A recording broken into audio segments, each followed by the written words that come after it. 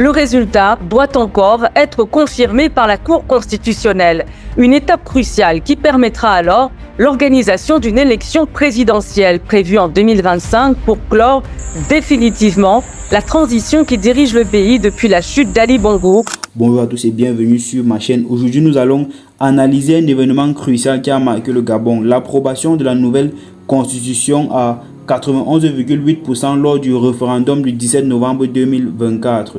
Cette consultation populaire a été portée par le général Brice Clotaire Oligui Nguema qui dirige la transition après la chute de l'ancien président Ali Bongo. Ce résultat soulève des questions importantes sur l'avenir politique du pays et sur les implications d'un renversement du régime présidentiel. Restez avec moi pour découvrir les enjeux de cette situation. Mais avant, je vous propose de regarder cet extrait vidéo pour planter le décor et on revient juste après pour un décortiquage complet. Le 30 août 2023, 860 000 électeurs étaient invités à se déplacer dans les 2800 bureaux de vote du pays. Une écrasante majorité de oui selon les résultats provisoires, 91,8% et un taux de participation de 53,54% selon les estimations ce dimanche du ministère de l'Intérieur. Une mobilisation en demi-teinte et aucun incident majeur n'a été signalé durant la journée de vote. Un dispositif de sécurité revu à la hausse lors du processus électoral avec un couvre-feu renforcé depuis son instauration après le coup d'État. Le président de la transition gabonaise, le général Brice Oligui Nguema, a promis de rendre le pouvoir en 2025, mais il ne cache pas son intention de remporter la présidentielle prévue en août 2025. Ce dernier s'est félicité du plébiscite à l'issue du référendum. Le peuple gabonais a largement adopté la nouvelle constitution lors du référendum, une étape décisive vers le Gabon nouveau, fondé sur la démocratie, l'unité et la justice. Ensemble, écrivons notre avenir. Voici ce que prévoit la Constitution, issue d'un dialogue national marqué par un cafouillage politique. Celle-ci comporte 173 articles, le renforcement du régime présidentiel en premier lieu. Le texte étend également les pouvoirs du chef de l'État, élu pour un mandat de 7 ans, une seule fois. Il supprime le poste de Premier ministre. Le président de la République gabonaise pourra également dissoudre l'Assemblée une fois durant son mandat. De leur côté, les parlementaires pourront le mettre en accusation devant la Haute Cour de justice pour violation de son serment ou haute trahison. La nouvelle constitution présente également de nouvelles conditions pour accéder à la magistrature suprême. Sont éligibles à la présidence de la République tous les Gabonais des deux sexes remplissant les conditions ci-après. Être né gabonais d'au moins un parent gabonais, lui-même né gabonais. Avoir la nationalité gabonaise unique et exclusive. Être âgé de 35 ans au moins et de 70 ans au plus. Être marié à un Gabonais né d'au moins un parent gabonais, lui-même né gabonais. Au terme du mandat du président de la République, son conjoint et ses descendants ne peuvent se porter candidats à sa succession. Un dernier point pour protéger la République gabonaise d'un pouvoir dit dynastique comme ce fut le cas avec Omar Bongo et son fils Ali Bongo. Mais si effectivement le général Brice Oligui Nguema, porté en triomphe à 48 ans, s'est présenté comme le libérateur après 55 ans de pouvoir cumulé par la famille Bongo, il fait l'objet d'une forte contestation au sein de l'opposition qui lui reproche un durcissement du pouvoir. Si le oui passe, ça veut dire qu'Oligui a triché. Moi, je ne ferai rien. J'ai dit aux Gabonais ce qu'ils avaient à faire. Exactement ce que je leur ai dit hier à propos d'Alibé. Si Ali Bongo se déclare vainqueur, vous restez tranquillement assis. Il s'est passé exactement 15 minutes entre le moment où Ali Bongo s'est déclaré vainqueur et le moment où il a été déchu. Il se passera la même chose pour Oligui Nguema. Accusation de tricherie, l'opposition est vent debout pour dénoncer un nouveau coup de force. L'atmosphère politique dans le pays risque de se tendre d'ici la présidentielle. Brice Oligui Nguema, s'il se présente, aura face à lui de coriaces adversaires rompus à la politique. Le président de la transition a certes promis la rupture, mais s'est entouré de caciques de la politique gabonaise issus des pouvoirs successifs du père et du fils Bongo. Dans ces conditions, tous les futurs candidats seront en mesure de faire valoir leurs arguments.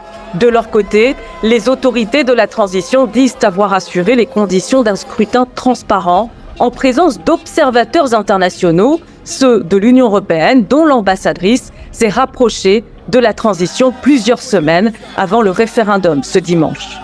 Ce 10 octobre 2024, le Premier ministre Raymond Ndong-Sima et l'ambassadrice de l'UE, Cécile Abadi, ont coprésidé le dialogue de partenariat entre l'UE et le Gabon. Discussion sur les réformes institutionnelles, droits humains et enjeux régionaux. Sans surprise, l'Union européenne devrait valider les conditions dans lesquelles s'est déroulé le scrutin. Le général Brice Oligui Nguema bénéficie du soutien de Bruxelles, mais avant tout celui de Paris. En perte de vitesse en Afrique, aussi bien l'Union européenne que la France misent sur le Gabon pour changer la donne.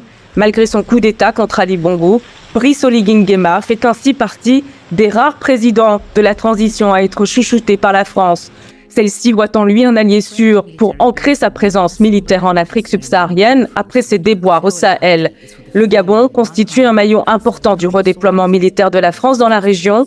À sa prise de pouvoir, ni sanctions, ni condamnation française, comme pour les pays du Sahel, notamment le Niger après le renversement de Mohamed Bazoum. Et en retour, il faut remarquer que Brice Oligui Nguema n'a jamais exprimé aucun signe d'hostilité envers la France, bien au contraire.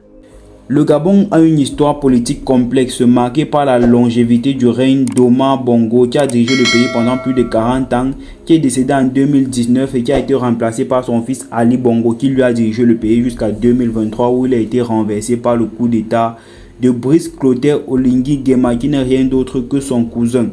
En août 2023, un coup d'État militaire a renversé le président Ali Bongo, fils d'Omar Bongo. Ce coup d'État a été justifié par les militaires comme une réponse à la corruption et à la mauvaise gestion du pays.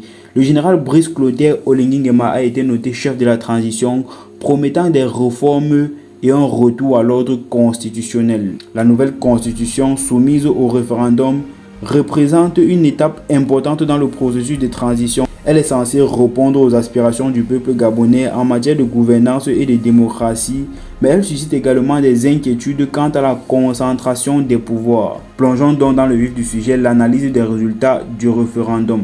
L'approbation de la nouvelle constitution à 91,8% est un chiffre impressionnant, témoignant d'un fort soutien populaire. Cependant, il est essentiel de se demander si ce soutien est véritablement représentatif de l'ensemble de la population gabonaise. En ce qui concerne le taux de participation, nous pouvons tout simplement dire qu'une forte abstention pourrait indiquer que le processus n'a pas mobilisé l'ensemble de la société, remettant en question la légitimité des résultats.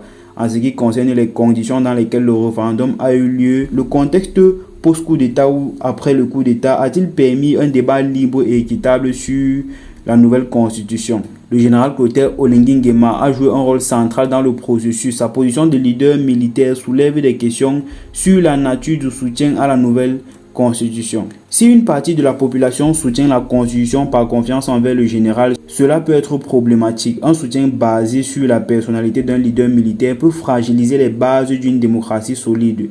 Le renforcement du pouvoir présidentiel peut également être perçu comme un risque de militarisation de la politique au Gabon. Cela pose des questions sur l'équilibre des pouvoirs et la séparation des pouvoirs. La nouvelle constitution est-elle un signe d'un véritable changement ou marque-t-elle une continuité avec le passé? Le gouvernement de transition a promis des réformes, cependant la question demeure. Ces réformes seront-elles mises en œuvre de manière transparente et authentique? Comment l'opposition politique perçoit-elle cette nouvelle constitution? Des voix critiques se lèvent-elles pour remettre en question son contenu et son processus d'adoption? Premièrement, la concentration des pouvoirs. Plongeons donc dans le point le plus critique, le renforcement du régime présidentiel. Une des préoccupations majeures est le renforcement du régime présidentiel. Cela pourrait limiter la capacité des institutions à fonctionner comme des contre-pouvoirs efficaces. Un régime présidentiel renforcé peut nuire à la démocratie en réduisant la participation politique et en limitant les libertés civiles. Cela pourrait également entraîner un retour à des pratiques autoritaires. En ce qui concerne les réactions nationales et internationales face à tout ceci, la communauté internationale suivra de près les développements au Gabon. Les pays et les organisations internationales réagiront probablement en fonction de l'orientation prise par le nouveau gouvernement. L'approbation de la nouvelle constitution pourrait avoir des conséquences sur l'aide internationale au Gabon. Les bailleurs de fonds pourraient conditionner leur soutien à des progrès concrets en matière de démocratie et de droits de l'homme.